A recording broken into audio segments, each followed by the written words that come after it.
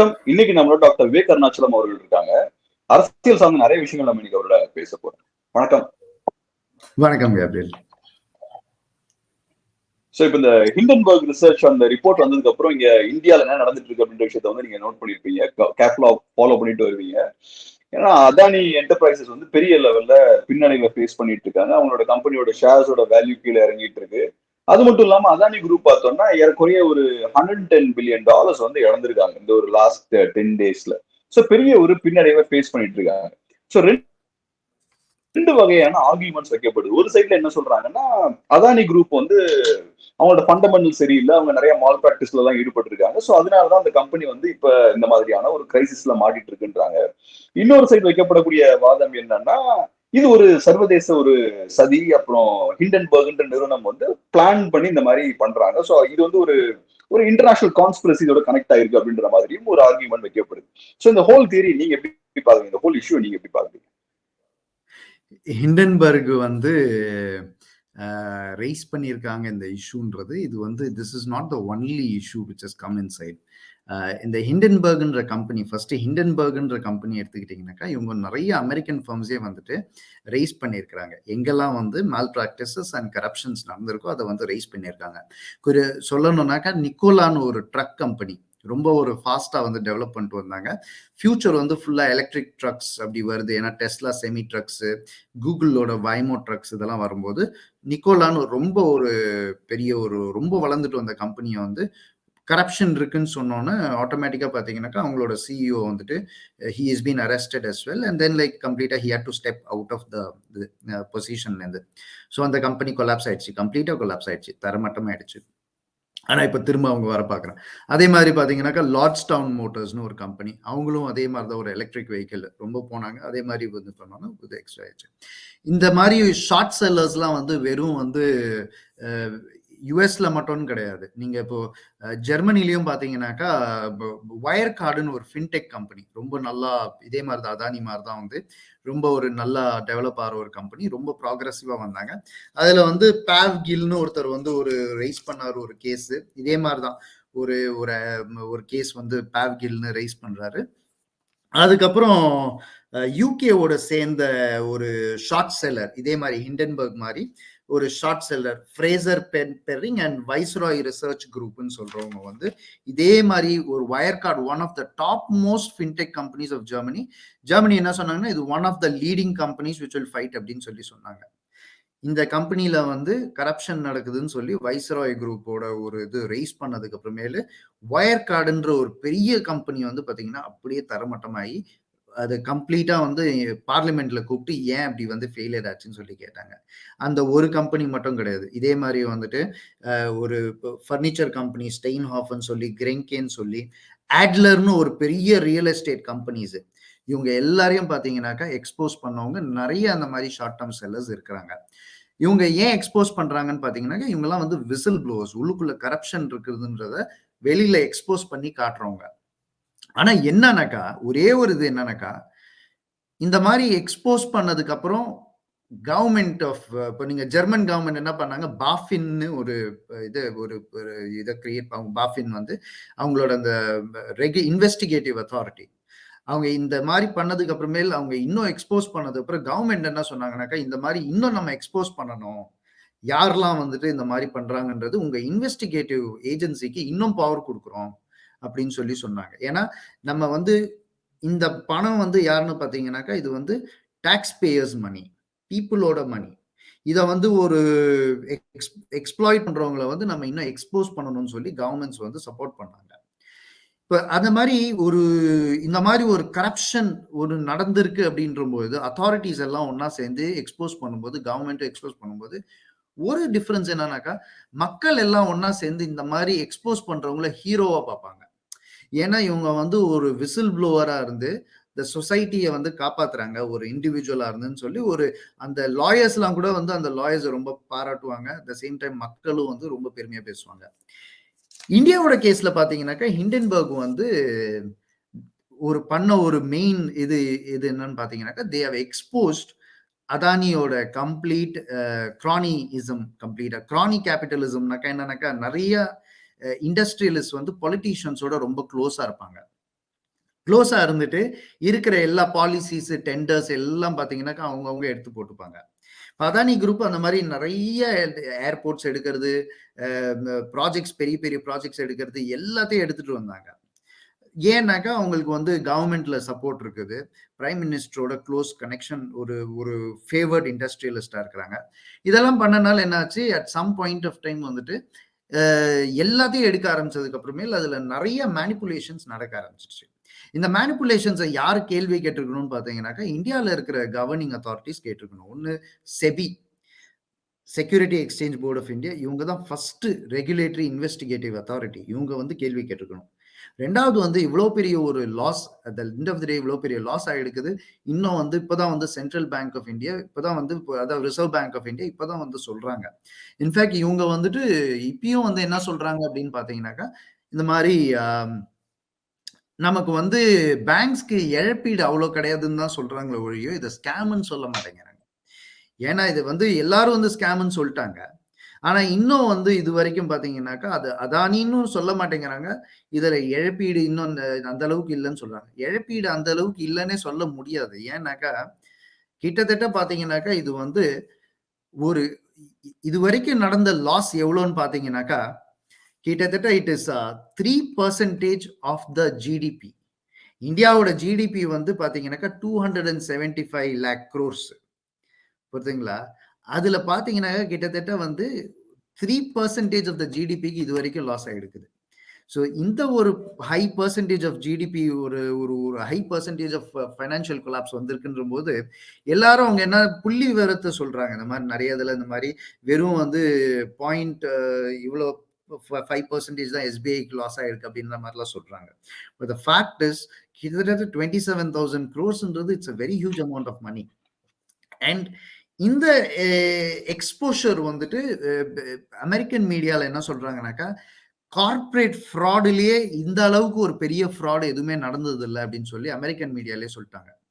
இந்த அளவுக்கு ஒரு ஒரு மாசிவ் ஸ்கேல் ஆஃப் ஃப்ராட் வந்து எங்கேயுமே நடக்கல அப்படின்னு சொல்லி அமெரிக்கன் மீடியா சொல்லிட்டாங்க. பட் அன்பார்ச்சுனேட்லி பார்த்தீங்கன்னாக்கா, இந்தியன் மீடியா வந்து வாயே திறக்கல.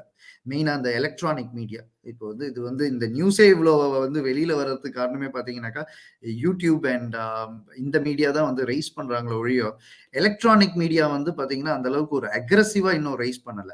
ஏன்னா நமக்கு இன்னும் ஞாபகம் இருக்குது, ஒரு 15 இயர்ஸ் முன்னாடி அந்த 2G அந்த மாதிரி இஷ்யூஸ்ல எல்லாம் வந்து எலக்ட்ரானிக் மீடியா அந்த அளவுக்கு ஒரு அக்ரெசிவா இருந்தாங்க. பட் இப்ப பாத்தீங்கன்னாக்கா ஒரு absolutely no sense of issue being raised. Institutions who need to question, which includes the SEBI and the central bank, reserve bank, இவங்கெல்லாம் கூட வந்துட்டு ஓப்பனா வந்து சொல்ல மாட்டேங்கிறாங்க, அட்மிட் பண்ண மாட்டேங்கிறாங்க. அவங்க வந்து ஒரு வாலட்டைல் ஷேர் இது நடந்துருக்குன்னு தான் வந்து சென்ட்ரல் பேங்க் சொல்லியிருக்கிறாங்க. ரிசர்வ் பேங்க் என்ன சொல்லியிருக்காங்கன்னா, ஒரு வாலட்டைல் மூவ்மெண்ட் இருக்குன்றாங்க. வாலட்டைல் மூவ்மெண்ட்ன்றது ஸ்டாக் மார்க்கெட்ல என்னைக்குமே இருக்கும். ஆனா வந்துட்டு பாத்தீங்கன்னாக்கா, எதனால நடக்குது, எந்த கம்பெனி அதுல ஏன் இன்வெஸ்டிகேட் பண்ணணும்ன்றத இன்னை வரைக்கும் சொல்லாதது. It is a very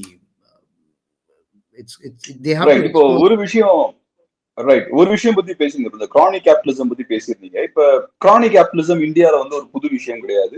Congress government இருக்கும்போது நிறைய முதலாளிகள் வந்து காங்கிரஸ் கவர்மெண்டோட ரொம்ப க்ளோஸா இருந்தாங்க. அதே மாதிரி பிஜேபியும் அந்த மாதிரி நிறைய முதலாளிகள் வந்து க்ளோஸா இருக்காங்க கவர்மெண்டோட. எந்த வகையில அதானி ரொம்ப டிஃபரெண்ட் நினைக்கிறீங்க? மற்றவங்களை விட அதானி ஏன் டிஃபரெண்ட் நினைக்கிறீங்க? ஏன்னா அதானி இன்னும் கொஞ்சம் கூட பெரிய டிஸ்ட்ரக்ஷனை கொண்டு வந்திருக்காரு. சோ எந்த வகையில அவர் டிஃபரெண்ட் ஆகிறாரு மற்ற கிரானிஸை விட? இல்ல, எல்லா இப்போ கிரானிசம் வந்து எக்ஸ்போஸ் பண்றது it is always good. Because BJP பவருக்கு வந்தப்போ வந்து என்ன சொன்னாங்கன்னாக்கா, நிறைய பேர் வந்து இதுக்கு முன்னாடி கிரானிசம் இருந்தது அப்படின்னு சொல்லி தான் எக்ஸ்போஸ் பண்ணாங்க. அதுல குறிப்பா சொல்லணும்னு பாத்தீங்கன்னாக்கா, ஒன் ஆஃப் த லீடிங் இது ஐசிஐசிஐ கேவி காமத், ஐசிஐசிஐயோட எக்ஸிகியூட்டிவ் டைரக்டர், இன்ஃபேக்ட் சந்தா கோச்சார்ன்றவங்கள அரெஸ்ட் பண்ணாங்க. வீடியோகானோட ஹெட் அவரையும் வந்து பாத்தீங்கன்னாக்கா, அவருக்கும் இவங்களுக்கும் வந்து ஒரு நிறைய வந்து there was a lot of transaction சொல்லி அரெஸ்ட் பண்ணி, இப்பயும் வந்து they arrested and there were a lot of court கேஸ்லயும் கரெக்டா அவங்க சந்தா கோச்சாரோட டாட்டரோட மேரேஜுக்கு முன்னாடி பாத்தீங்கன்னாக்கா they once again arrested, CBI எல்லாம் பண்ணாங்க. அதானிக்கு வரும்போது மட்டும் பாத்தீங்கன்னாக்கா, they are very protective. Not even the central investigation agencies are also not even raising the voice. அது வந்து ஒரு கேள்வி கேட்குது. ரெண்டாவது வந்து பாத்தீங்கன்னாக்கா, this is a huge scale of fraud. இந்த ஃப்ராட்ல யாரெல்லாம் இன்வால்வ்டுன்னு பார்த்தீங்கன்னாக்கா எல்ஐசிக்கும் வந்து அவங்களோட பணமும் இழக்க போகுது, எஸ்பிஐக்கும் பணம் இழக்க போகுது. இதுல என்னன்னாக்கா cronyism has always remained from Vijay Mallya to Nirav Modi to Lalit Modi to Harshad Mehta. இதெல்லாம் பார்த்தீங்கன்னாக்கா they were all like getting across different supports and then they did a lot of scams. But என்ன at some point of time it cannot constantly continue. ஏன்னா இது வந்து ஒரு 10 years முன்னாடி வந்து நடந்த ஸ்கேமுக்கும் 10 இயர்ஸ்க்கு அப்புறம் நடக்கிற ஸ்கேமுக்கும் என்ன ஒரு வித்தியாசம் தெரியுதுனாக்கா லீகல் பாலிசிஸ். ஏன்னா நம்ம பழைய ஸ்கேமை பார்த்து நம்ம என்ன பண்ணுவோம்னாக்கா லீகல் பாலிசியை ஸ்ட்ரெங்தன் பண்ணி இன்னும் எக்ஸ்போஸ் பண்ணுவோம். ஆனா இப்ப பாத்தீங்கன்னாக்கா 10 இயர்ஸ் முன்னாடி மீடியா வந்து எக்ஸ்போஸ் பண்றாங்க. 10 இயர்ஸ்க்கு அப்ப வந்து சிஏஜியோட வினோத் ராய் வந்து அப்ப வந்து எக்ஸ்போஸ் பண்றாரு. சிஏஜி ஹெட்டா இருந்தாரு. அப்போ வந்து அவர் கண்ட்ரோலர் ஆடிட் குரூப்போட ஹெட்டா இருக்கிற வினோத் ராய் வந்து எக்ஸ்போஸ் பண்றாரு. ஆனா பாத்தீங்கன்னா 10 இயர்ஸ் கேச்சு இப்போ விஜிலன்ஸ் அதிகமாகணும்ல, உங்களுக்கு இன்னும் சோஷியல் மீடியா அண்ட் பாலிசிஸ் எல்லாம் வந்து இன்னும் உங்களுக்கு ஸ்ட்ரெங்தன் ஆகணும். இப்போ வந்துட்டு யாரும் வந்து எக்ஸ்போஸ் பண்ண மாட்டேங்கிறாங்க இந்த மாதிரி நடக்கிற ஸ்கேம்ஸ்ன்ற போது it shows across that it is a very controlled scam and they do not want to let this to go outside. ஏன்னா இது வெளியே வந்ததுனாக்கா கவர்மெண்ட்டுக்கு வந்து சரிவு ஏற்படும். ஏன்னா இன்னொன்று இப்போ எலெக்ஷன்ஸும் வரப்போற சமயம். ஸோ இதோட இம்பாக்ட் வந்து பயங்கரமா இருக்கும் அப்படின்னு சொல்லி பயப்படுறாங்க. ரைட். இப்ப கொஞ்ச நாட்களுக்கு முன்னாடி ஒரு இன்டர்வியூ கொடுத்தீங்க. அதுல நீங்க சொன்ன விஷயம் என்னன்னா யூஎஸ் பிரசிடென்ஷியல் எலெக்ஷன்ஸ்க்கு அப்புறம் உலகம் ஃபுல்லா ஒரு டெமோக்ராட்டிக் ஒரு லிபரல் வேவ் இருக்கு. ஸோ யூஎஸ்ல ஃபர்ஸ்ட் டெமோக்ராட்ஸ் ஜெயிக்கிறாங்க, லிபரல்ஸ் பவருக்கு வராங்க. அதுக்கப்புறம் அவங்களுக்கு ஏத்த மாதிரியான ஒரு லிபரல் வேர்ல்டு ஆர்டரை செட் பண்ண பார்க்கறாங்க. குறிப்பா பார்த்தோம்னா பிரேசில் அதுக்கப்புறம் லூலா டா சில்வா வந்து பவருக்கு வந்திருக்காரு. ஸோ அதுவும் பார்த்தோம்னா ஒரு ஃபார் ரைட்டை தோக்கடிச்சு தான் அவர் வராரு. ஸோ அதோட ஒரு கண்டினியூஷனா இதையும் பார்க்கலாமா? ஆமா, இது அதோட கண்டினியூஷன். அதை நம்ம போன ஒரு 1 இயர் முன்னாடி நம்ம பேசினப்பே நம்ம ஒரு ஒன் ஆஃப் த இன்டர்வியூஸ்ல நம்ம பேசியிருந்தோம். அப்ப சொல்லியிருந்தோம் இந்த மாதிரி இஸ்ரேல் கவர்மெண்ட் சேஞ்ச் ஆனாங்க, அதுக்கப்புறம் ஆஸ்திரேலியன் கவர்மெண்ட் சேஞ்ச் ஆனாங்க, அதுக்கப்புறம் பிரேசில் கவர்மெண்ட்டும் சேஞ்ச் ஆவாங்க அப்படின்னு சொன்னோம். அதே மாதிரி பாத்தீங்கன்னாக்கா பிரேசில் கவர்மெண்ட்டும் வந்து சேஞ்ச் ஆனாங்க, டெமோக்ராட்ஸ் வந்தாங்க. ஸோ யூஎஸ் கவர்மெண்ட் வந்து டெமோக்ராட்ஸ் வந்ததுக்கு அப்புறமே அவங்களுக்கு அலைனிங் ஆன ஒரு கவர்மெண்ட்ஸ் தான் வரணும் அப்படின்னு சொல்லி இன்னொன்று வந்து they start questioning all the undemocratic activities எந்த கண்ட்ரிலெல்லாம் நடக்குதோ கேள்வி கேட்குறாங்க. ஸோ இப்போ பார்த்தீங்கன்னாக்கா அது என்னைக்குமே நடக்கிறது தான். ஏன்னா ஒரு இன்டர்ஃபியரன்ஸ் ஆஃப் டிஃப்ரெண்ட் கண்ட்ரிஸ் வந்து என்னைக்குமே எலெக்ஷன்ல வரும்போது இருக்கும். இப்போ அதோட இம்பாக்ட் தான் நம்ம அப்பயே சொல்லியிருந்த மாதிரி, நான் அப்பயே சொல்லியிருந்தேன் இந்த மாதிரி இந்தியாவிலையும் பாத்தீங்கன்னாக்கா அதோட ஒரு இம்பாக்ட் வந்து இருக்கும் அப்படின்னு சொல்லியிருந்தோம். அதே மாதிரி பாத்தீங்கன்னாக்கா அமெரிக்கா வந்து டெமோக்ராட்ஸ், இப்ப பிரேசிலும் பாத்தீங்கன்னா டெமோக்ராட்ஸ், ஆஸ்திரேலியாவும் பாத்தீங்கன்னாக்கா அப்படியே வந்து கவர்மெண்ட் சேஞ்ச் ஆகுது. அந்த பழைய Donald Trump, Scott Morrison, Narendra Modi, அதுக்கப்புறம் வந்து பெஞ்சமின் நெதான்யூ ஃப்ரம் இஸ்ரேல், இவங்க எல்லாம் பாத்தீங்கன்னா அப்படி சேஞ்ச் ஆனாங்க. அப்புறம் வந்து அப்ப விளாடிமிர் புட்டினும் இவங்க கூட இருந்தாங்க. இப்ப பாத்தீங்கன்னாக்கா எல்லா கண்ட்ரிலையும் சேஞ்ச் ஆயிட்டு வராங்க. ஸோ யூஎஸோட ஒரு இன்ஃப்ளூயன்ஸ் வந்து இந்த எலெக்ஷன்ஸ்ல கண்டிப்பாக இருக்கும். எந்த மாதிரி இன்ஃப்ளூயன்ஸ் இருக்கும்னாக்கா, ஏன்னா நரேந்திர மோடி வந்து யூஎஸ் எலெக்ஷன்ல போயிட்டு டொனால்ட் ட்ரம்ப்புக்கு கேம்பெயின் பண்ணாரு. அப்ப ஜோ பைடன் தோக்கணும்னு சொல்லி டொனால்ட் ட்ரம்ப்புக்கு கேம்பெயின் பண்ணாரு. ஸோ ஆட்டோமேட்டிக்கா வந்து இப்போ when India is coming back to power with next 2024 எலெக்ஷன்ல, ஸோ அதோட ஒரு ரிஃப்ளெக்ஷன் என்னைக்குமே வந்து it is bound to be there. Right. இப்ப இந்த அதானி குரூப் பத்தி பேசும்போது ஸ்கேம் வார்த்தையை யூஸ் பண்ணீங்க, ஃப்ராட்ன்ற வார்த்தையை யூஸ் பண்ணீங்க. ஸோ இப்போ இந்தியன் பொலிட்டிக்கல் அட்மாஸ்பியர்ல பார்த்தோம்னா இந்த வார்த்தைகள் எல்லாம் யூஸ் பண்ணல, அது ஒரு ஸ்கேமாவே கன்சிடர் பண்ணல. இன்ஃபேக்ட் நீங்க சொன்னது போல மெயின் ஸ்ட்ரீம் மீடியால அதை டச் பண்ணவே இல்லை.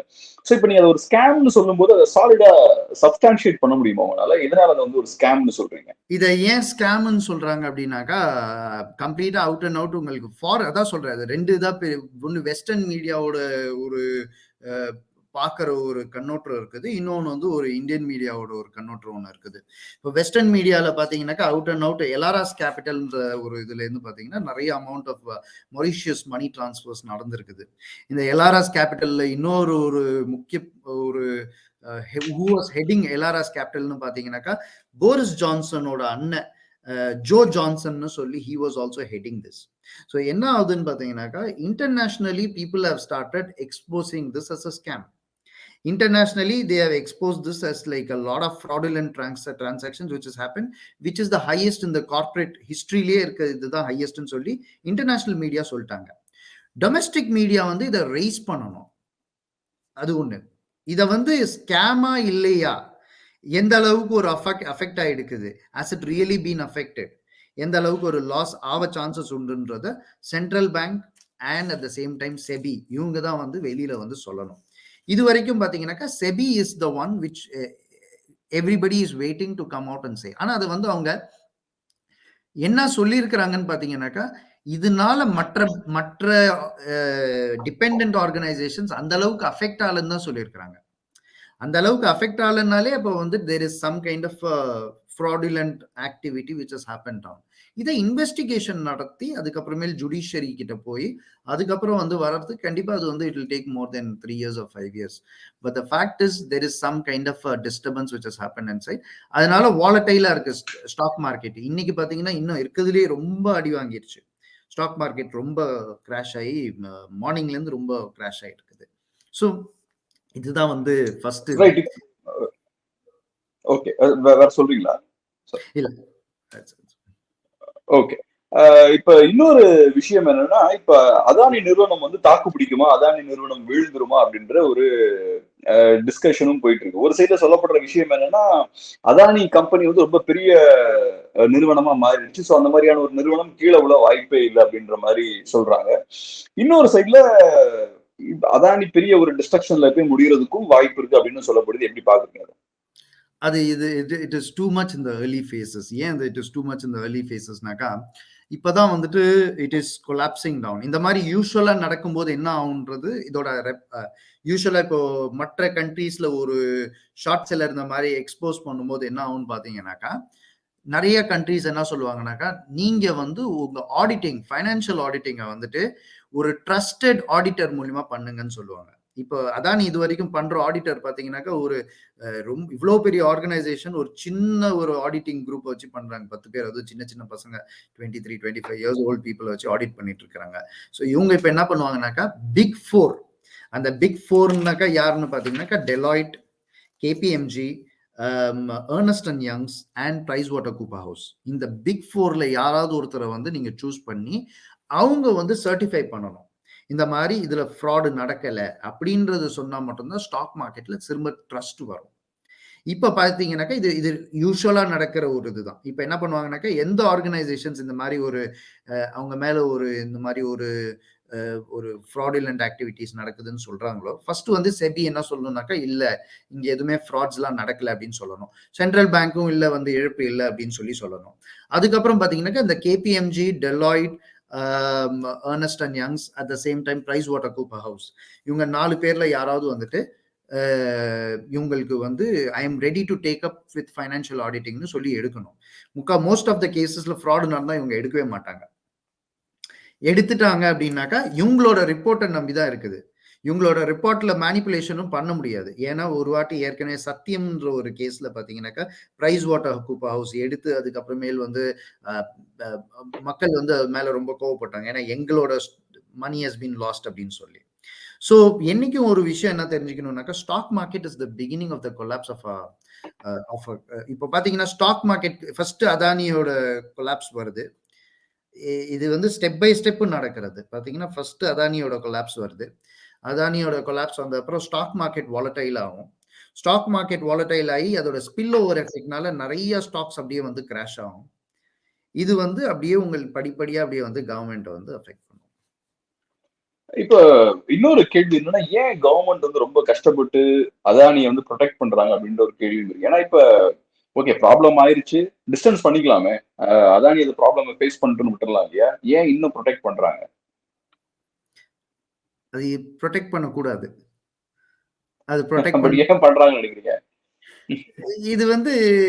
இது வந்து this is a problem in every political என்வாயன்மெண்ட்ல பாத்தீங்கன்னா, எவ்ரி பொலிட்டிக்கல் லீடர் நீட்ஸ் ஒரு ஃபைனான்சியல் ஃபண்டிங் வரணும். ஒரு ஃபைனான்சியல் ஃபண்டிங்க்கு வந்து அதுதான் எனக்கு ஒரு நல்ல ஒரு one of my good friends வந்து இதுதான் சொன்னாங்க. இந்த மாதிரி பாலிடிக்ஸ் எப்போனாக்கா, எலெக்ஷன் அப்போ politicians will create policies. At the same time பாத்தீங்கன்னாக்கா, அப்ப வந்து யார் ஃபண்ட் பண்ணுவான்னு பாத்தீங்கன்னா business community will fund them. எலெக்ஷனை ஜெயிக்கிறதுக்கு ஃபண்ட் பண்றது யாருன்னு பாத்தீங்கன்னாக்கா பிசினஸ்மேன். அதுக்கப்புறமேல் எலெக்ஷன் ஜெயிச்சது அப்புறம் கிரியேட் பண்ற பாலிசிஸ் யாருக்குன்னு பாத்தீங்கன்னா பிசினஸ்மேனுக்கு. ஸோ அது ஒரு சைக்கிள் மாதிரி. இப்போ வந்து அவுட் அண்ட் அவுட் வந்து அதானியை ப்ரொடெக்ட் பண்றாங்க. ஏன்னாக்கா it is a well known fact that like last 15 இயர்ஸா வந்துட்டு right from the rise of Narendra Modi, Adani was one of the most trusted aid of the BJP at the same time of the Narendra Modi government. So அப்படி இருக்கும் பொழுது என்ன ஆகுது, out and out fundings, out and out investments எல்லாருமே சொன்னதெல்லாம் செஞ்சதெல்லாம் வந்து பிஜேபிக்கோசரம். So அந்த சேலஞ்ச் இருக்கிறனால என்ன ஆகுது, it is definitely protected by the government of India. Right. இப்ப அடுத்த கேள்வி என்னன்னா, சோ இப்ப அதானியை ரிப்ளேஸ் பண்ண முடியுமா பிஜேபியால அப்படின்ற ஒரு கேள்வி இருக்கு. ஏன்னா நீங்க சொன்னது போல ஒரு பெரிய கட்சிக்கு வந்து ஒரு பினான்சியல் பேக்கிங் அவசியம். இப்ப அதானி ரொம்ப மோசமான கண்டிஷன்ல இருக்காங்க. சோ அதானி ரிப்ளேசபிளா? அதானி இப்போ வந்து ரீப்ளேசபிள் பண்ணுறது கஷ்டம். ஏன்னாக்கா நிறைய பணம் எல்லாம் அங்க மாட்டிட்டு இருக்குது. ஸோ நிறைய பணம் வந்து லாஸ் ஆகுது. இந்த லாஸோட இம்பாக்ட் பார்த்தீங்கன்னாக்கா எலெக்ஷன்ல இருக்கும். ஏன்னா நிறைய இப்பயே உங்களுக்கு இன்னும் 1 year 1.5 years இப்போ எலெக்ஷன்ஸ் இருக்கும்போது உங்களுக்கு கிட்டத்தட்ட பிஃபோர் அக்டோபருக்குள்ள உங்களுக்கு எல்லா அவங்க they need to prepare everything. ஏன்னா லாஸ்ட் 6 months எதுவும் பண்ண முடியாது. ஸோ இப்பயே வந்து when they need to plan up everything, இந்த சமயத்துல பாத்தீங்கன்னா கடைசி எப்போ வந்து அவங்க ஃபைனான்சஸ் எக்ஸாக்டா தேவையோ அந்த சமயத்துல வந்து யுஎஸ் வந்து பிளான் பண்ணி அந்த ரிசர்ச் பண்ணியிருக்காங்களோ இல்லை பிளான் பண்ணாம அந்த அவுட்புட்டை கொடுத்துருக்காங்களோ. But the fact is it is completely collapse down, one of the cripple பண்ணிடுச்சு. ஸோ இது வந்து இதுதான் அதான் சொல்ற மாதிரி இது ஒரு first level of crippling which has happen down for the party. So இதோட இம்பாக்ட் என்னைக்குமே ரொம்ப it will be very bad for the government to come to power. Right. ஆக்சுவலா ஸ்டார்டிங்ல ஒரு விஷயம் கொஞ்சம் லைட்டா டச் பண்ணிருந்தீங்க. இப்போ ஒரு பெரிய ஒரு கிரைசிஸ் வர்றதுக்கு முன்னாடி இந்த மாதிரி ஸ்டாக் மார்க்கெட் கிராஷ் வந்து அது ஒரு இண்டிகேட்டர் அப்படின்ற மாதிரி ஒரு சின்ன ஒரு ஹிண்ட் கொடுத்தீங்க. ஸோ அதை கொஞ்சம் டீடைல்டா சொல்லுங்களேன். இப்ப ஸ்டாக் மார்க்கெட்ல வந்து வாலட்டிலிட்டி அதிகமா இருக்கு அப்படின்னா நாளைக்கு அது பொருளாதாரத்திலையும் ரிஃப்ளெக்ட் ஆகும்னு எடுத்துக்கலாமா, எப்படி பார்க்கலாம்? இப்ப என்ன ஆகும்னு பாத்தீங்கன்னாக்கா ஃபர்ஸ்ட் வந்து அதானியோட stocks, Adani one of the big corporates. இப்போ ரிலையன்ஸ், அதானி இவங்கெல்லாம் வந்து பிக் கார்பரேட்ஸ். இவங்களை நம்பி பாத்தீங்கன்னா சின்ன சின்ன இன்வெஸ்டர்ஸ் கூட போட்டிருக்காங்க. சின்ன சின்ன இன்வெஸ்டர்ஸ்னு சொல்றவங்களும் பெரிய இவங்க தான் நான் என்ன பொறுத்த வரைக்கும். Which includes for example Kotak Mahindra group வந்து ஒரு சில இன்வெஸ்ட்மெண்ட்ஸ் பண்ணியிருக்காங்க. அட் த சேம் டைம் பாத்தீங்கன்னாக்கா in fact just to read a little bit, இந்தியாவிலேருந்து எஸ்பிஐ ஃபண்ட்ஸ் போட்டிருக்கிறாங்க, பிளாக் ராக் அட்வைசர்ஸ் யூகேலேருந்து போட்டிருக்காங்க, யூடிஐ அசெட் மேனேஜ்மெண்ட் போட்டிருக்காங்க, கோட்டக் மஹிந்திரா போட்டிருக்காங்க. இவ்வளோ பெரிய பெரிய இவங்கெல்லாம் வந்துட்டு இதில் போட்டிருக்காங்க. இப்போ என்ன ஆகும்னு பார்த்தீங்கன்னாக்கா அதானி கிராஷ் ஆனதுக்கப்புறம் ஒரு ஸ்பில் ஓவர் எஃபெக்ட் இருக்கும். அந்த வாலட்டைலிட்டினால எல்லாருக்கும் வந்து ஸ்டாக் மார்க்கெட் டெய்லி கொலாப்ஸ் ஆகுதுன்னு அந்த ஃபியர்னால எல்லாரும் பணத்தை எடுப்பாங்க. அப்போ எல்லாரும் பணத்தை எடுக்கும்போது என்ன ஆகுது, ஸ்டாக் மார்க்கெட் வாலட்டைலிட்டி ஆகுது. அப்புறம் என்ன ஆகும்னு பார்த்தீங்கன்னாக்கா அதோட அப்படியே ஒரு கேஸ்கேட் ஆகி கரன்சியோட இம்பாக்டும் வந்து அதிகமாகும். கரன்சியோட இம்பாக்ட் அதிகமாகும் போது பார்த்தீங்கன்னாக்கா கரன்சி, இந்தியன் கரன்சி வீக் ஆகிட்டு போகும்போது எக்கனாமிக்கு பார்த்தீங்கன்னாக்கா it will lead to quite a lot of fluctuations நடக்கும். கொஞ்சம் அன்எம்ப்ளாய்மெண்ட், டொமஸ்டிக் அன்எம்ப்ளாய்மெண்ட் இன்க்ரீஸ் ஆகும். இது இல்லாமல் இன்னொரு ஒரு ப்ராப்ளம் என்னன்னு பார்த்தீங்கன்னாக்கா யூஎஸ்லயும் வந்து அன்எம்ப்ளாய்மெண்ட் வருது. அதனால அவுட் சோர்ஸ் ஜாப்ஸ் எல்லாம் கூட அன்எம்ப்ளாய்மெண்ட் ஆயிட்டு வருது. இன்னைக்கு சொல்லணும்னாக்கா டெல் வந்து ஒரு அரௌண்ட் அப்ராக்சிமேட்லி 10,000 எம்ப்ளாயிஸை வந்து வேலையை விட்டு எடுத்திருக்கிறாங்க. ஸோ இத்தனை ஒரு கேஸ்கேடாய் எஃபெக்ட்ஸ் ஆகும்போது ஒரு சைட்ல ஸ்டாக்ஸ் கிராஷ் ஆகுது, அப்புறம் கரன்சி கிரைசிஸ் வருது. கரன்சி கிரைசிஸ் வந்ததுக்கு அப்புறம் பாத்தீங்கன்னாக்கா அன்எம்ப்ளாய்மெண்ட் வருது. அன்எம்ப்ளாய்மெண்ட் ஆனதுக்கு அப்புறம் பாத்தீங்கன்னாக்கா மக்கள் உள்ள அப்படி ப்ரொடெஸ்ட் வருது. இது அப்படியே நம்ம வந்து ஒரு பழைய இதுல கூட சொல்லியிருந்தோம். இத வந்து ஸ்ரீலங்கால நடந்தது. 6 months முன்னாடி வந்த அந்த ஒரு leader was the most favourite leader to people. Mahinda Rajapaksa was the most favourite leader to people. ஆனா அதே வந்து எப்போ அந்த எக்கனாமிக் கிராஷ் ஆகி கொலாப்ஸ் ஆகி வந்து ஒரு பாவர்ட்டி ஆனதுக்கு அப்புறம் people were all throwing out the anger across. So அதே மாதிரி பார்த்தீங்கன்னாக்கா ஒரு கிராஷ் வருது, அதுக்கப்புறம் ஒரு கரன்சி சேஞ்சஸ் வரும், அப்போ ஒரு அன்எம்ப்ளாய்மெண்ட் வரும். அன்எம்ப்ளாய்மெண்ட் வரும்போது கரெக்டாக பார்த்தீங்கன்னாக்கா ஒரு எலெக்ஷன்ஸும் வந்து வர ஒரு 6 months முன்னாடி அந்த ஃபேஸ் வரும்போது அதோட இன்ஃப்ளூயன்ஸ் பார்த்தீங்கன்னா என்ன ஆகும் கவர்மெண்ட்ல என்னன்னு பார்த்தீங்கன்னாக்கா ஒரு ஆங்கர் வரும். இப்ப வந்து ஒரு பொலிட்டிக்கல் லீடருக்கு வந்து ஒரு ஃபைனான்சியல் கண்ட்ரோல் இல்லைன்ற போது ஒரு பார்ட்டி வந்து அவங்களால இன்டாக்டா வச்சுக்க முடியாது. இப்ப என்ன ஆகும், பார்ட்டில இருந்து நிறைய பேர் அப்படி பிரிவாங்க, இல்ல பார்ட்டி வந்து ரெண்டாகும். ஸோ ஆட்டோமேட்டிக்கா இங்க இருக்கிற நிறைய எம்எல்ஏஸ் எக்ஸிஸ்டிங் இவங்க எல்லாம் பாத்தீங்கன்னா ஏற்கனவே பார்ட்டி ரொம்ப பெருசாயிடுச்சு, ஏன்னா 10 இயர்ஸ் பவர்ல இருக்கும்போது. ஸோ ஆட்டோமேட்டிக்கா பாத்தீங்கன்னாக்கா வந்து சேஞ்ச் ஆகும். ஸோ இந்த சேஞ்சஸ் வந்து பாத்தீங்கன்னாக்கா ஒரு பொலிட்டிக்கலி வந்து ஒரு இம்பாக்ட் கிரியேட் பண்ணும் ஃபார் த நெக்ஸ்ட் எலெக்ஷன்ஸ். ரொம்ப நன்றி சார், உங்க பிஸியான டைம்ல அருமையான ஒரு பேட்டி கொடுத்தது ரொம்ப நன்றி. தேங்க்யூ. நன்றி. தேங்க்யூ.